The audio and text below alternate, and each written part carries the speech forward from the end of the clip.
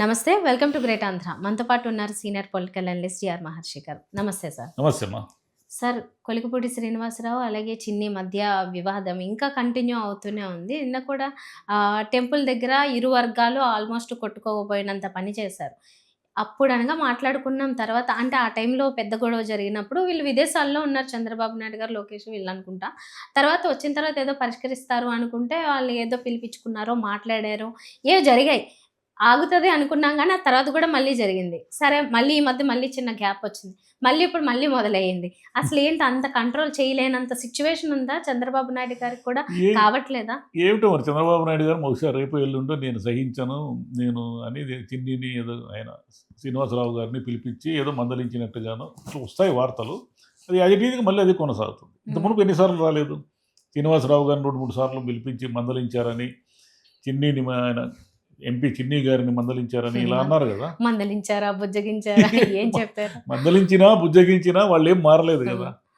ఒక టెంపుల్కి వెళ్ళారు, ఒక టెంపుల్కి ఎమ్మెల్యే వెళ్ళాడా లేదు, ఈవో వాళ్ళంతా ప్రోటోకాల్ ప్రకారం ఆయనకి శ్రీనివాసరావు గారికి ఏదో పట్టు వస్త్రాలు సమర్పించాలంట. అదే టెంపుల్కి అదే ఉత్సవానికి ఆయన ఎంపీ గారు కూడా వచ్చారు. మామూలుగా వాళ్ళిద్దరి మధ్య సాన్నిహిత సంబంధాలు ఉంటే ఏం చేస్తారంటే ఇవన్నీ పట్టించుకోరు. ఎమ్మెల్యేనే అయ్యా ఎంపీ గారు పెద్దవాళ్ళు, ఆయనకి ఇవ్వండి అయ్యా, ముందు ఆయనకి ఇవ్వండి వస్త్రం అని ఈయన తన చేతులతో ఇప్పిస్తాడు. అలాగే ఎంపీ ఏమంటారు, అయ్యా ఇది మీ నియోజకవర్గము, మొదటి మర్యాద మీకే దక్కాలి, మీరే తీసుకోండి అంటారు. వాళ్ళిద్దరి మధ్య ఉంటే రిలేషన్షిప్ ఉంటే, మంచి మంచి సంబంధాలు ఉంటే, ఇద్దరి మధ్య వైరం ఉందనుకోండి ఇట్లా జరుగుతుంది. ఏం జరిగింది? శ్రీనివాసరావు గారికి ఏదో పట్టు వస్త్రాలు ఇస్తే చిన్ని అనుచరులు ఏదో లాక్కొని గొడవ చేశారంట. ఈయనేమో అయ్యా నువ్వు ఉత్సవాన్ని చూడ్డానికి వచ్చావు కదా, చూసినోడు చూసినట్టు పోయి ఇక్కడ గొడవలకి ఎందుకని ఈయన అన్నాడంట. అసలు వాళ్ళిద్దరి మధ్య గొడవ ఏంది? గొడవ ఏమిటి అంటే ఇద్దరి మధ్య డబ్బులకు సంబంధించిన గొడవలు అనేది వాళ్ళే బయటపడుతున్నారు. నేను ఆయనకి డబ్బులు ఇచ్చాను, టికెట్ కోసం డబ్బులు ఇచ్చానని, ఆయన గంజాయి వ్యాపారం చేస్తున్నాడు, పేకాట క్లబ్బులు నడుపుతున్నాడని ఎమ్మెల్యే ఆరోపణలు చేయడము, ఇవన్నీ కూడా చూసాం కదా మనము. అసలు మీ సమస్య ప్రజలకు ఏమైనా ఇబ్బంది వస్తే పరిష్కరించాలి అనుకోవడం మీ సమస్య కాదు. ఎంపీ గారు నాకు పట్టు వస్త్రం ఇవ్వలేదు అని గొడవ పడేదానికంటే, అయ్యా మన నియోజకవర్గంలో ఆసుపత్రుల్లో సౌకర్యాలు లేవు, ప్రజలకు అక్కడ మంచినీళ్ళు ఇబ్బంది ఉంది, లేదా ఇటు జబ్బులు వస్తున్నాయి, మనకు వైద్యం సరిగ్గా అందాలి, ఇంకోటి పిల్లలకి ఏదో మధ్యాహ్న భోజనం ఎక్కడన్నా సరిగ్గా లేదు, దాన్ని అందాలి, ఇలా ఏదో ఒక ప్రజా సమస్య మీద మాట్లాడి ఇద్దరూ కూడా చిన్న వివాదము జరిగితే దాన్ని మనం న్యాయంగా అనుకుంటాం. చూసారా జనం సమస్యల మీద వీళ్ళు ఎంత నిజాయితీగా మాట్లాడుకుంటున్నారు అని. కానీ అది లేదు. నువ్వు డబ్బులు తిన్నావు. ఇక్కడ ప్రాబ్లం ఏమొస్తూ ఉందంటే, తిరువూరు అనేదే కాదు, అనేక చోట్ల వస్తున్న సమస్య ఏమిటంటే, ఎమ్మెల్యేలు ఆయా నియోజకవర్గాల్లో సంస్థానాధిపతులు పాలెగాళ్లలాగా వ్యవహరిస్తున్నారు. ఆ నియోజకవర్గంలో జనరేట్ అయ్యే లిక్కర్ కానీ లేదా ఇసుక, ఏ రకమైన బదిలీలు లేదా ప్రభుత్వ ఉద్యోగుల నుంచి లంచాలు, ఇవన్నీ కూడా ఎమ్మెల్యేలు వసూలు చేస్తున్నారు అనేక చోట్ల. నేను అందరినీ అన్న కానీ అనేక చోట్ల 7 నియోజకవర్గాల ప్రజలతో ఓట్లు వేయించుకుని గెలిచిన ఎంపీ ఏం చేయాలి? ఎంపీకి ఈ నియోజకవర్గాల్లో ఉన్న వ్యాపారాలు వీటిలో వాటా వెళ్ళడం లేదు కాబట్టి కొన్ని చోట్ల ఎంపీలు మేమేంటి, మాకేమిటి, మా ఐడెంటిటీ ఏమిటి అని గొడవ పడుతున్నారు. ఇది ఇరు వర్గాల మధ్య గోలకు స్టార్ట్ అయ్యింది. మనం ఈ మధ్య అనంతపురం జిల్లాలో కూడా చూసాం. ఒక ఎంపీ ఏదో రైల్వే కాంట్రాక్ట్ కోసం వెళితే, లేదు నువ్వు ఎంపీ అయితే నాకేమి, నువ్వు ఎవరైతే నాకేమి, నా నియోజకవర్గంలో జరిగే ప్రతి పనిలోనూ నా కమిషన్ ముట్టాలి అని తేల్చి చెప్పాడు ఆయన ఎమ్మెల్యే.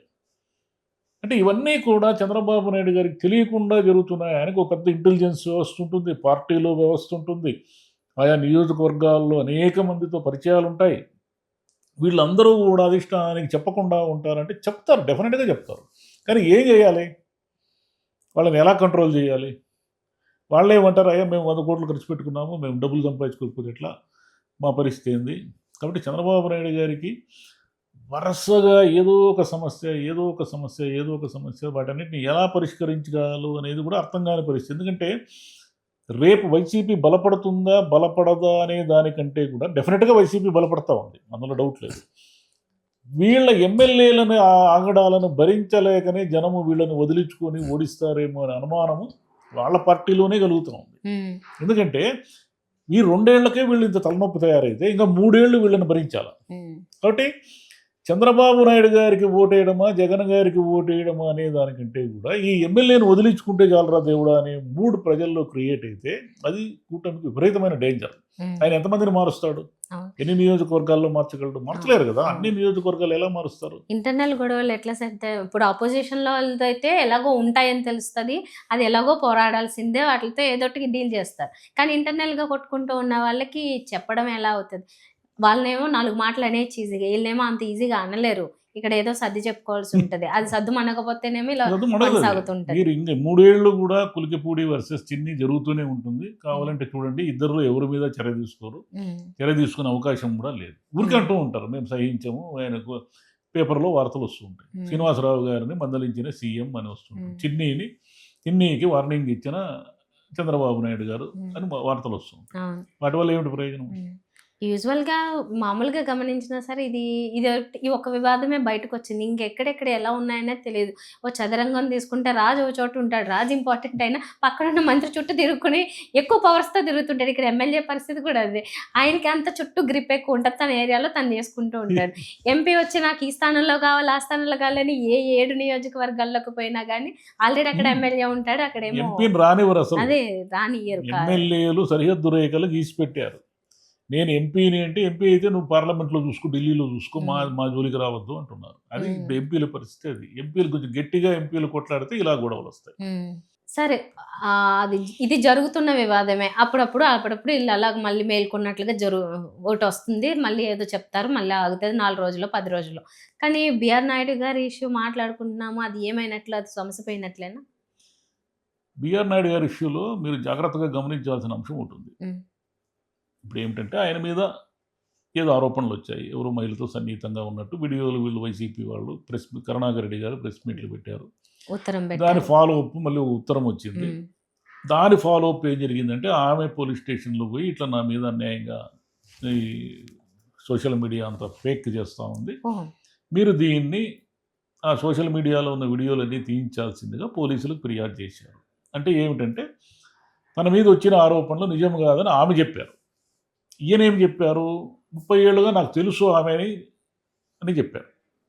ఈ మొత్తంగా ఈ కేసులో మనం విషయం ఏమిటంటే, కూటమిలో ఉన్న లోకేష్ గారు కానీ, చంద్రబాబు నాయుడు గారు కానీ, పవన్ కళ్యాణ్ గారు కానీ, లేదా ఇతరత్ర కూటమి నాయకులు ఎవరు కూడా ఈ ఇష్యూలో ఒక్క కామెంట్ కూడా చేయలేదు. గమనించండి మీరు.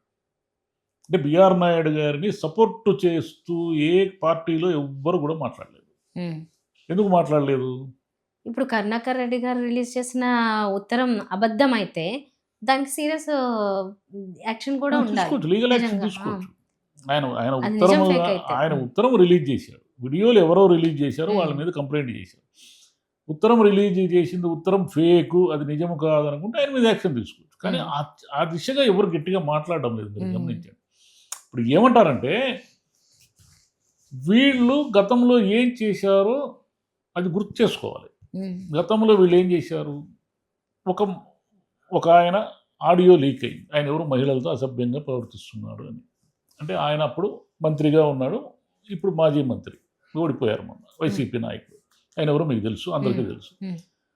ఆయన ఆడియో లీక్కే ఇప్పటికీ కూడా ఆయన్ని ట్రోల్ చేస్తూ, బండబూతులు తిడుతూ, ఆయన్ని ఎగతాళి చేసి ఎద్దేవా చేస్తున్నారు.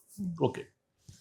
ఇంకొక ఆయన ఎస్వీబీసీ చైర్మన్గా ఉంటూ ఆయన ఏదో ఆడియో లీక్ అయింది. ఆడియో లీకే, మరి ఇక్కడ వీడియో సాక్ష్యాలు కానీ ఏమీ లేవు. ఆడియో లీక్కే ఆయన మొత్తం టీటీడీ పరువు ప్రతిష్టలు మంట గలుపుతున్నాడని అతన్ని పంపించే వరకు నిద్రపోలేదు. మరి ఇప్పుడు మీరు బిఆర్ నాయుడు గారి మీద ఏ చర్య తీసుకోలేదు. బహుశా ఆయనే కొనసాగుతారేమో కూడా, కొనసాగొచ్చు కూడా. దీంట్లో మొత్తంగా ఏమిటంటే, బిఆర్ నాయుడు గారు అంటే నైతికంగా తప్పు చేశారా లేదా అనేది పాయింట్ కాదు. టీటీడీ చైర్మన్ లాంటి ఒక అత్యున్నతమైన ధార్మిక పోస్టు, అంటే ధార్మిక దీనిపైన, సంస్థ పైన వచ్చిన అపవాదం, దీన్ని మీరు ఏదో ఒక రకంగా ఆయన మళ్ళీ తన నిరూపించుకునే వరకు రాజీనామా చేయడమో, లేదా మళ్ళీ ఏదో చేసి ఉండాలి. ఏదో ఒక రకమైన నష్ట నివారణ చేసి ఉండాలి. ఈ నష్ట నివారణ చేయకపోవడం వల్ల వచ్చింది ఏమిటంటే, రేపొద్దున మీరు లడ్డు లడ్డు లడ్డు అని ఏం మాట్లాడినా వీళ్ళు ఈ ఆయుధం తీస్తారు. టీటీడీ చైర్మనే అనైతికంగా ఉన్నప్పుడు మీరు లడ్డు ఏందయ్యా, మీరు లడ్డు అని మాట్లాడతారు, మీరే అంత మొత్తం మోసము, దీంట్లో బీజేపీ కూడా నోరు మెదపడం లేదు, మీరు గమనించండి.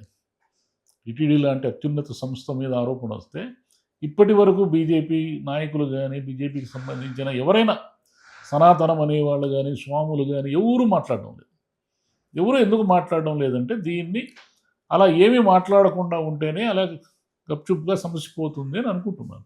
కానీ సమసిపోకపోవడమా అనేది పాయింట్ కాదు. కానీ రేపు మీరు లడ్డూనికి ఇష్యూ చేసే అవకాశం లేకుండా ఇదంతా జరిగింది. రైట్. సరే. నేనైతే ప్రస్తుతం ఎప్పటి నుంచో ఈ ప్రతి దానికి ఒక కౌంటర్ అంటే కూటమి ప్రభుత్వం వచ్చినప్పటి నుంచి గమనించితే ఏదైతే నింద వేస్తున్నారో లేకపోతే ఏవైతే ముందు వాళ్ళ మీద ఆరోపణలు చేశారో వాటిని సాల్వ్ చేయకుండా వాటిల్నే మళ్ళీ కొన్ని అయితే కంటిన్యూ చేస్తే ఇలాంటి ప్రాజెక్టులు లాంటివి, అదాని ప్రాజెక్టు లాంటివి కొన్ని అయితే అసలు దానికి సొల్యూషనే లేకుండా చేసినవి కొన్ని ఉన్నాయి. కొన్ని హామీలు ఇచ్చి నెరవేర్చినవి ఉన్నాయి. మొత్తానికైతే తప్పుల తడకగా కనబడుతూ ఉంది. సెట్ చేసుకోవాల్సిన వీళ్ళు అవసరం ఉంది. ఏమైతే విమర్శించారో అవే తప్పులు చేస్తున్నారు. వీళ్ళు ఏమంటారు, ఆ వీడియోల వల్ల ఎవరికైనా హాని జరిగిందా, ఎవరికైనా ఏం నష్టం జరిగింది అని కూడా ప్రశ్నించారు. నాయుడు గారే విలేకరుల సమావేశంలో ప్రశ్నించారు. మరి అప్పుడు వచ్చిన ఆడియో లీకుల వల్ల కూడా ఎవరికి హాని జరిగింది? ఆ మహిళ కంప్లైంటే చేయలేదు, ఈ మహిళ కంప్లైంట్ చేయలేదు. కానీ మీరు ఎంత నైతికత అది ఇది అని గోల చేసి ఎన్ని డిబేట్లు పెట్టారు, ఎన్ని చర్చలు పెట్టారు. అంటే మీ వరకు వస్తేనేమో ఒక న్యాయము, అవతల వాళ్ళ మీద అయితే ఇంకొక న్యాయం ఎట్టవుతుంది. మీ వరకు వచ్చినప్పుడు కూడా ఇట్లనే దాన్ని ఏమిటి అనేది క్లియర్ చేయండి. అదే టైం అంటారు కదా! ఆ టైం వచ్చినప్పుడు ప్రూవ్ చేసుకోవాల్సి వస్తది. అప్పుడు వాళ్ళ టైము, ఇప్పుడు వీళ్ళ టైం వచ్చింది. మీరు ఎలా బిహేవ్ చేస్తున్నారు అనేదే మ్యాటరు. అవును, ఇదంతా ఫేకు, వీడియోలు ఫేకు, ఆమె లెటర్ ఫేకు, మొత్తము మోసమే అని మీరు నమ్మితే దాని మీద క్రిమినల్గా చర్య తీసుకోండి, బయటకు వచ్చి చర్య తీసుకోండి. ఎందుకు మీకు ధైర్యం లేదు? మీరు కోర్టు ప్రొసీడింగ్స్ అన్ని చేయండి. Right sir. Thank you. Thank you.